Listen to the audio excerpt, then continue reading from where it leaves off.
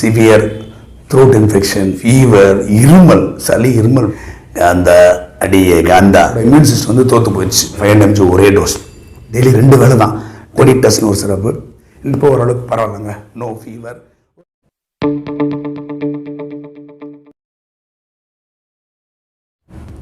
Hello my dear brothers and sisters, என்னங்க தொண்டை ஒரு மாதிரி பார்க்குறீங்களா? 10 நாளுங்க severe throat infection, chest congestion, fever, இருமல், சளி, இருமல் படுத்து எடுத்துருச்சு 10 டேஸாக. ஸோ இன்றைக்கி வீடியோவில் வந்து இதை எப்படி சமாளித்தேன், ஃபீவரு, இருமல்லாம் எப்படி சமாளித்தேன். இன்றைக்கி பரவாயில்லைங்க. 2 நாளைக்கு முன்னாடி பார்த்திங்கன்னா நம்ம ரத்தக்கண்ணீரில் வர்ற எம்ஆர் ஆதான மாதிரி தான் பேசிக்கிட்டு இருந்தேன். அந்த அடியே காந்தா, சோலை வனங்களிலே நாம் கழித்த சுந்தர இரவுகளை மறந்து விட்டாயா அடியே காந்தா அப்படின்ற மாதிரி தான் நீ பேசிக்கிட்டு இருந்தேன். இன்றைக்கி ஓரளவுக்கு பரவாயில்ல, குரல் வந்திருக்குது. ஸோ ஜஸ்ட்டு ஸ்டார்டட் வந்து முதல் பார்த்திங்கன்னா ஒரு 10 டேஸ்க்கு முன்னாடி சின்ன த்ரோட் இன்ஃபெக்ஷன் வந்தது, மூக்கில் அரிக்க ஆரம்பிச்சது, கோல்டு பிடிக்கிற மாதிரி. உங்களுக்கு தெரியும், நான் டேப்லெட்டே எடுக்க மாட்டேன். ஆட்டோமேட்டிக்காக என்னென்னா என்னோடய இம்யூன் சிஸ்டம் வந்து ஃபைட் பண்ணி அந்த வைரஸை தடுத்து நிறுத்தி சண்டை போட்டு வெளியே அனுப்பிச்சிடும். இம்யூன் சிஸ்டம் ஜெயிச்சிடும், நல்லாயிருவோம் நம்ம. இதுதான் நார்மலாக நடக்கிறது. இந்த தடவை என்னோடய இம்யூன் சிஸ்டம் வந்து தோற்று போயிடுச்சு, ஃபெயிலியர் ஆகி போச்சு. வந்த வைரஸ், வெளியேருந்து வந்த வைரஸ் ஜெயிச்சிருச்சு. வைரஸ் ஜெயிச்சாலும் கேட்டிங்கன்னா த்ரோட் இன்ஃபெக்ஷன். ஸோ ஃபஸ்ட்டு என்ன பண்ணேன், ஃபீவர் இல்லாமல் வெறும் த்ரோட் இன்ஃபெக்ஷன் மட்டும் இருந்தது. ஸோ சால்ட்டு வச்சு ஹாட் வாட்டர் வச்சு கொஞ்சம் கார்லிங் பண்ணேன். நைட்டு ஒரு 1 டே, ஃபஸ்ட்டு டே பண்ணேன். மார்னிங்கில் நல்லா இருந்துட்டு அடுத்த நாள் வந்து பயங்கர டயர்டுங்க, காய்ச்சல் வந்துருச்சு, உடம்பு சூடாக ஆரம்பிச்சிச்சு, ஃபீவர் ஆரம்பிச்சிச்சு. ஸோ ஃபஸ்ட்டு டே வந்து நான் எந்த ஆன்டிபயோட்டிக் எடுக்க மாட்டேன் முதல்ல. ஸோ ஃபஸ்ட்டு வந்து ஸ்டார்ட் எடுத்து பேராசிட்டமால். என்னோடய வெயிட் வந்து 73 kg, 73 கிலோ இருக்குது. ஸோ 650 mg வந்து காலையில் ஒன்று, மத்தியானம் நைட்டு ஒன்று, ஆஃப்டர் ஃபுட் எடுத்தேன். ஃபீவர் பேராசிட்டமால் எடுத்தோம்னா நல்லா இருந்துச்சு, ஃபீவர் குறைய கூட இப்படியே இருந்துச்சு, அந்த சளி இருமல் இருந்துச்சு, த்ரோட் இன்ஃபெக்ஷன் இருந்துச்சு. சரி, நெக்ஸ்ட் டே அடுத்து நான் மார்னிங் பேராசிட்டமால் தான் போட்டேன். பட் ஃபீவர் குறையுது கூடுது. ரெஸ்பிரேட்டரி இன்ஃபெக்ஷன் இருக்குது, நான் முடிய மாட்டேன். ரெஸ்பிரேட்டரி இன்ஃபெக்ஷன் சிவியராகவே இருக்குது, ஆன்டிபயோட்டிக் போடாமல் நம்ம ரெக்கவர் ஆக முடியாது, முடிய மாட்டேன். சரின்னு அன்றைக்கி நைட்டு வந்துட்டு செகண்ட் டேவா தேர்ட் டே நைட்டு வந்து அசித்ரோமைசின் 5 mg, அது ஒன்று தான் சூட் ஆகுது, வேறு எதுவுமே போட மாட்டேன். அது 5 mg தான் போடுவேன், ஏன்னா ஒரு நாளைக்கு ஒரு டோஸ் போட்டால் போதும். 2 டீனா காலையில் 1 நைட் 1 போடணும். இது தேவையே இல்லை, 5 mg ஒரே டோஸ். அது ஒன்று எடுத்துக்கிட்டேன். சிம்டமேட்டிக் ரிலீஃப், ஒரு மாதிரி தலைபாரம், மூக்கடப்பு, இது மாதிரி சளி கிளி அலர்ஜிலாம் இருந்தனால செஸ்டான் கோல்டு டேப்லெட் அது ஒன்று போட்டேன். நைட்டு மட்டும் தான், அதுவுமே அஸ்ட்ரோமைசின் 5 mg ஒன்று, செஸ்டான் கோல்டு ஒன்று, இது 2 மட்டும் நைட்டு போட்டேன். நான் மார்னிங்கில் ரிலீஃபாக இருந்தது. பட் ரெஸ்பிரேட்டரி இன்ஃபெக்ஷன் இருக்க தான் செஞ்சது, எனக்கு த்ரோட் இன்ஃபெக்ஷன் எல்லாமே இருந்தது. ஸோ சால்ட் வாட்டர் காரணம் மட்டும் டெய்லி நைட் பண்ணிட்டேன். இது 2 நாள் போட்டேன். 2 நாள் போட என்னாச்சுன்னா அஸ்ட்ரோமைசின் போடவும் ஃபீவர் விட்டுருச்சு. ஸோ பேராசிட்டமால் ஸ்டாப் பண்ணிட்டேன். அஸ்ட்ரோமைசினை கன்டினியூ பண்ணேன் 2 நாள், தேர்ட் டேன்னு சொல்லிட்டு.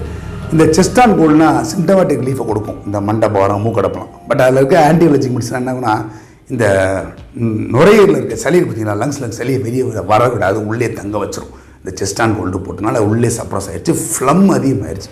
ஸோ ஃப்ளம் அதிகமானால 4th டேலேருந்து காஃபுங்க, சிவியர் காஃப், என்னால் தாங்கவே முடியல, அவ்வளோ காஃப் எனக்கு. நைட்டெலாம் தூங்கவே முடியல. சரின்னு சொல்லிட்டு ஃப்ளம்மை வெளியே கொண்டு வரக்காண்டி எக்ஸ்பெக்டோர் தான் சாப்பிடணும்னு சொல்லிட்டு செஸ்டான் கோல்டை நிப்பாட்டிட்டேன். 2 நாள் போட்டேன், செஸ்டான் கோல்டு நிப்பாட்டேன். அஸ்ட்ரோமைசின் 5 mg மட்டும் கன்னியூ பண்ணிகிட்டு இருக்கேன். 3ஆம் நாள் கன்னியூ பண்ணிட்டு இருக்கேன். ஸோ 4th டே இருக்கேன். 4th டே வந்து அஸ்ட்ரோமைசின் போட்டுட்டு செஸ்டான் கோல்டு, பேராசிட்டமால் எல்லாத்தையும் நிப்பாட்டிட்டு அஸ்கோடாக்ஸ்ன்னு சொல்லிட்டு ஒரு எக்ஸ்பெக்டோரண்ட் சிறப்பு இருக்குது. இது வந்து பார்த்திங்கன்னா ஃபுல்லாக எக்ஸ்பெக்டோரண்ட், டெரிபியூட்டலின், குவாஃபெனிசின், ப்ரோமேக்சின், இந்த மாதிரி எக்ஸ்பெக்டோரண்ட் சளியை வெளியே கொண்டு வரது, ஃபிளமை வெளியே கொண்டு வரதுக்கு டெய்லி 2 வேளை தான். 10 ml மார்னிங்கும் 10 ml நைட்டும் குடித்தேன். நான் நல்லாவே இருந்துச்சு, ஃபிளம்பு வெளியே வந்துச்சு. என்ன பிரச்சனைனா, சில சமயங்களில் எக்ஸ்பெக்டோரண்ட் என்னை பொறுத்த வரைக்கும் எனக்கு வந்துட்டு இருமலை கூட்டி விட்டுரும், சளியை வெளியே கொண்டு வரும். ஃப்ளம்மை பூரா நுரையிலிருந்து வெளியே கொண்டு வரும், ஆனால் இருமலை கூட்டி விட்டுரும். இந்த மாதிரி 2 நாள் சாப்பிட்டேன், சளி நிறைய வெளியே வந்தது, ஆனால் இருமல் அதிகமாகிடுச்சு. தொடர்ந்து ஒரு 4 நாளாக தூக்கமே இல்லை அவங்க சுத்தமாக. அந்த காஃப் அதிகமானதுனால அஸ்ட்ரோமைசின் மட்டும் போயிருந்தேன், ப்ளஸ் இந்த காஃப் சிரப் குடித்தேன். இருமல் அதிகமாகிடுச்சு, தூக்கமே இல்லை. 4 நாள் 5 நாள் கம்ப்ளீட்டாக யோசிச்சு பாருங்கள். தூங்காமல் இருமிட்டதுன்னா காலைல 5 மணி 6 மணிக்கு மேலே தூக்கம் வரும். தூங்கி அப்படியே டயர்டாக இருக்கும். அடுத்த நம்மளுக்கு வேலையே செய்ய முடியாது, ரொம்ப டிஸ்டர்ப்டாக இருக்க முடியாது. சரி பார்த்தேன், நான் ஒரு வழியே இல்லை. இருமலை கண்ட்ரோல் பண்ணோம்னா இருமலை நிப்பாடுறது காஃப் சப்ரசன்ட் தான் சாப்பிட்டுதான்னு சொல்லிட்டு இது வந்து ஷெடியூல்டு இருக்குங்க. நான் சொல்ல போகிறது இது வந்து ஃபார்மசிஸில் வித்தவுட் ப்ரிஸ்கிரிப்ஷன் வந்து உங்களுக்கு கிடைக்காது. இந்த சிறப்பு கொடின் சிறப்பு பிலோ 18 இயர்ஸ் வந்து அட்வைசபிள் கிடையாது, ஏன்னா அடிக்ஷன் உண்டு பண்ணும். அதேமாதிரி above 60 years 50, 60 years 70 years older பீப்புளுக்கு வந்து கொடுக்குறது அட்வைசபிள் கிடையாது. ஏன்னா அது காஃபை மட்டும் சப்ரஸ் பண்ணி பிரெயினில் வேலை பார்த்து பிரெயின் சென்டரை காஃப் சப்ரஸ் பண்ணி காஃபை மட்டும் நிப்பாட்டும், கொஞ்சம் தூக்கத்தை கொடுக்கும்.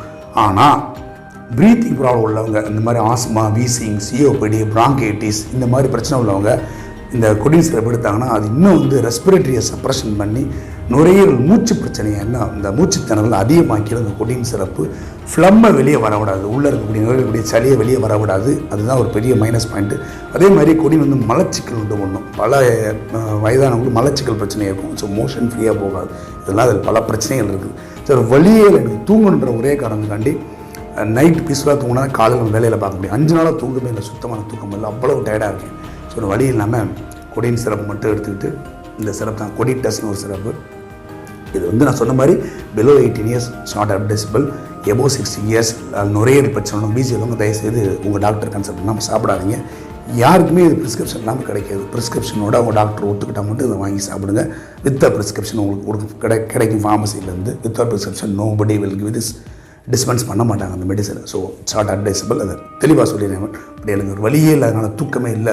அதனால் வெறும் நைட் மட்டும் ஒரு 5 ml, பகலில் நான் சாப்பிட மாட்டேன், 5 ml ஜஸ்ட்டு இந்த கொடின் சிரப்பை நைட்டு சாப்பிட ஆரம்பித்தேன். ஒரு 3 to 4 days சாப்பிட்டேன். அந்த காஃப் சப்ரஷன் ஆகி காஃப் குறைஞ்சிச்சு. பட் சளி நான் சொன்ன மாதிரி உள்ளேருந்து வெளியே வரவே இல்லை, எனக்கு சளி உள்ளவே தான் இருந்துச்சு.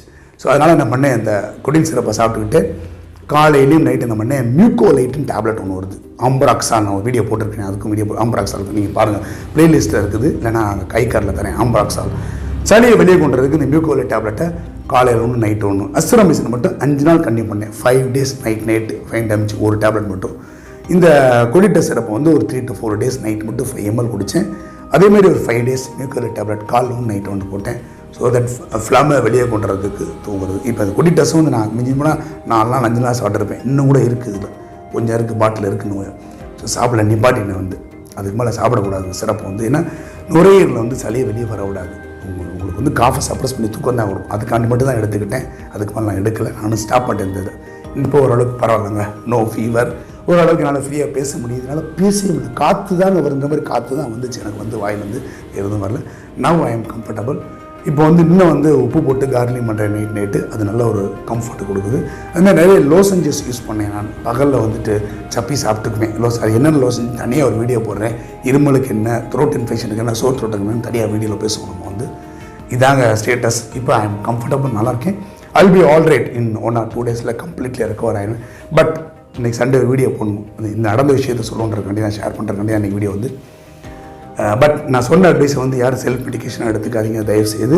உங்களுக்கு என்ன பிரச்சனை இருந்தாலும் உங்களோட டாக்டரையோ உங்களோட ஃபார்மசிஸ்ட்டையோ கன்சல்ட் பண்ணி அதுக்கப்புறம் நீங்கள் மெடிசன் எடுங்க. ஓகே மீடியா பர்சன் சிஸ்டர்ஸ், இன்றைக்கி வீடியோ பிடிச்சிருந்தால் லைக் பண்ணுங்கள், ஷேர் பண்ணுங்கள், சப்ஸ்கிரைப் பண்ணுங்கள். கேள்விகள் இருந்தாலும் தாராளமாக கமெண்ட் பாக்ஸில் கேள்வி கேளுங்க. வேறு என்ன வீடியோ வேணும்னாலும் என்ன வீடியோ மாதிரி டைப் பண்ணுற வந்து வீடியோ வந்து கமெண்ட் பாக்ஸில் சொல்லுங்கள். டாபிக் சஜஷன் வந்து மீண்டும் அடுத்த வீடியோவில் நல்ல இன்ஃபர்மேட்டிவ் டாபிக்கில் சந்திப்போம். பாய்.